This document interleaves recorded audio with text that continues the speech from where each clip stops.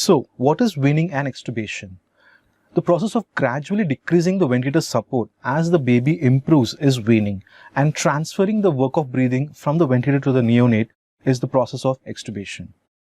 The another why is that the majority population of a NICU is that of preterm neonates, and you can see that mechanical ventilation is quite high up in the etiopathogenesis of bronchopulmonary dysplasia. Therefore, it is essential to remove this stimulus to help the lung develop better in the preterm neonate. How are we going to go about doing this? We are going to have a checklist for weaning. We are going to see about certain adjunctive therapies, a weaning strategy, and how to monitor the neonate during weaning and the failure of weaning, and the subsequent post-extubation management. So number one, we'll be seeing a checklist. The checklist is given by the mnemonic PRECISE, a suggested checklist, where P is the pathology resolved in this particular neonate for which we are doing mechanical ventilation, such as RDS, meconium aspiration syndrome as such. Has the baby hemodynamically stabilized? How are the vital parameters, the heart rate, the respiratory rate, the blood pressure, as well as the perfusion index of the neonate, saturation as well.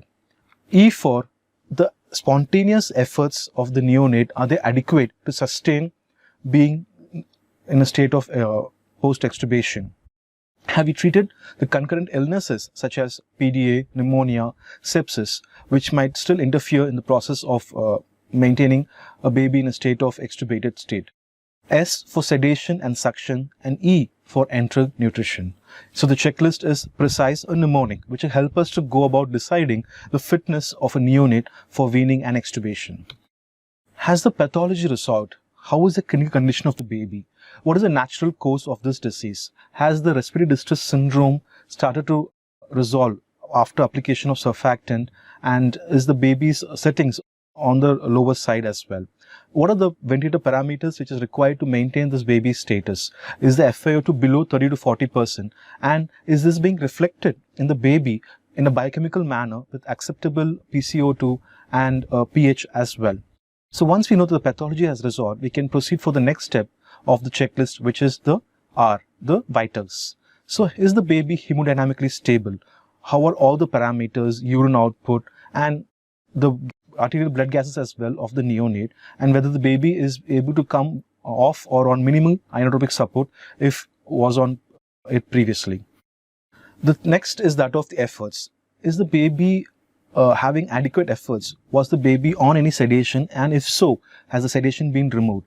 Especially in that of preterm infants, and in term infants, especially in cases of hypoxic ischemic encephalopathy. So are the rates sustained well, and is it normal in rate, as well as the efforts taken are adequate? Will help us to take an effort on how good the spontaneous efforts of the neonate are. And have we ruled out concurrent problems such as skeletal muscle weakness due to various conditions? It could be inherent, congenital, or something that could be metabolic in the form of hypokalemia or metabolic bone disease of